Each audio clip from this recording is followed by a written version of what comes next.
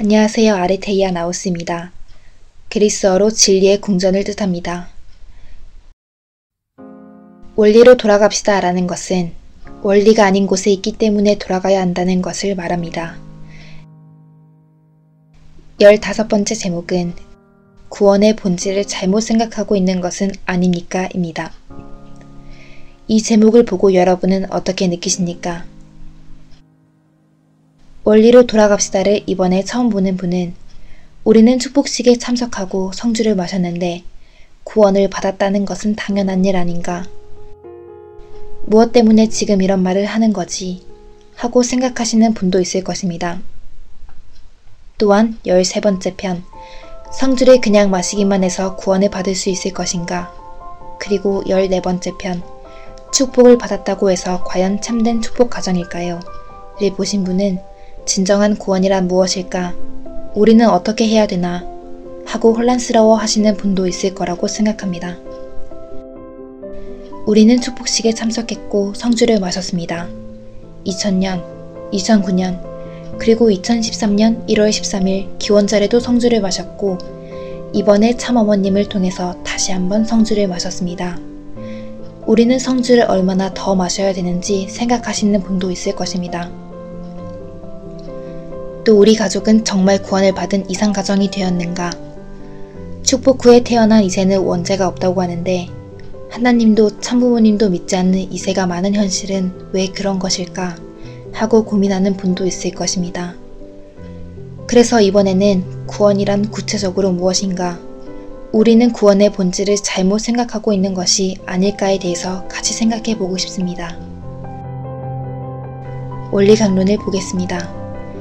부모의 사랑이 없이는 새 생명이 태어날 수 없다. 그러므로 우리가 고린도전서 12장 3절에 기록된 말씀과 같이 성신의 감동에 의하여 예수님을 구주로 믿게 되면 영적 참아버지이신 예수님과 영적 참어머니이신 성신과의 수수작용에 의하여 나타나는 영적 참부모의 사랑을 받게 된다. 그러면 여기에서 그를 믿는 성도들은 그 사랑으로 말미암아 새 생명이 주입되어 새로운 영적 자아로 중생하게 되는 것이니 이것을 영적 중생이라고 한다. 그런데 인간은 영육 아울러 타락되었기 때문에 여기에서 더 나아가 육적 중생을 함으로써 원죄를 청산하지 않으면 아니 된다. 그러므로 예수님은 인간의 육적인 중생에 의한 육적 구원을 위하여 필연적으로 재림하시게 되는 것이다. 라고 쓰여져 있습니다. 우리의 생명은 부모님의 사랑으로부터 태어났습니다.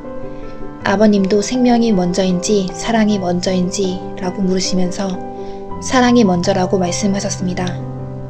그러나 저희들은 거짓 부모의 사랑의 열매로 태어난 타락한 혈통을 받고 태어났습니다. 그렇기 때문에 참부모로 오신 메시아와 성령으로 인하여 반드시 중생되어야 합니다. 2000년 전에 예수님은 영적 중생을 이루셨습니다. 안타깝게도 예수님은 살아서 지상에 있는 동안 실체인 성령을 맞이할 수 없었고 영적인 구원받게 못했기 때문에 다시 오마 라고 하시고 재림을 약속하셨습니다.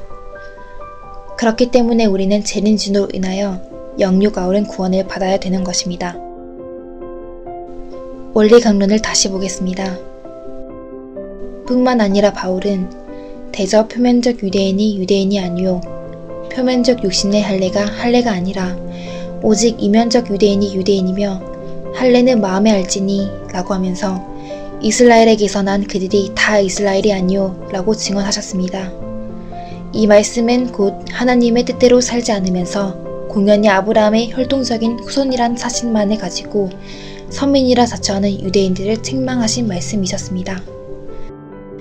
원리 강론에서는 오직 아브라함의 혈통에서 태어났다는 외적인 사실만을 자랑하고 구체적으로는 하나님의 뜻대로 살지 않는 이스라엘 민족을 바라보시며 책망하고 있습니다. 그리고 책임 분담을 다하고 하나님의 뜻을 행하는 자만이 하나님의 선민이라고 말씀하셨습니다. 우리는 축복식에 참석하고 성주를 마셨습니다. 이 축복이 천주적인 가치를 갖고 있으며 하늘의 은총인 것은 틀림없습니다. 그러나 참아버님은 이 축복을 조건 축복이다 라고 말씀하셨습니다. 즉 우리 한 사람 한 사람이 책임 분담을 다한다는 조건을 전제로 한 은사인 것입니다. 그리고 원리 강론에는 그러므로 복귀 섭리는 타락 인간이 하나님의 생명의 말씀에 의하여 하나님에 대한 심정을 복귀하고 영육 아울러 구원함을 받아 하나님의 혈통을 다시 이어받음으로써 완성되는 것이다 라고 쓰여 있습니다. 여기에 영육 아우른 구원은 하나님에 대한 심정을 복귀함으로써 완성되고 그것이 혈통전환이라고 명백하게 쓰여져 있습니다.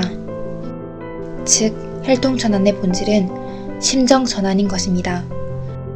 그리고 그것은 하나님의 생명의 말씀으로 인해 이루어진다고 쓰여 있습니다. 하나님의 말씀이란 하나님의 사랑 그 자체입니다. 우리는 하나님의 생명의 말씀으로 인해 하나님의 사랑과 만나 하나님의 심정에 연결되는 것입니다. 하나님의 사랑을 받지 않고서는 하나님의 심정을 복귀할 수 없고 하나님의 혈통의 접붙임을 받을 수 없습니다. 그래서 다음과 같이 정리해 보았습니다. 타락이 사랑의 문제였다는 것은 누구나 반박할 수 없는 명백한 사실입니다.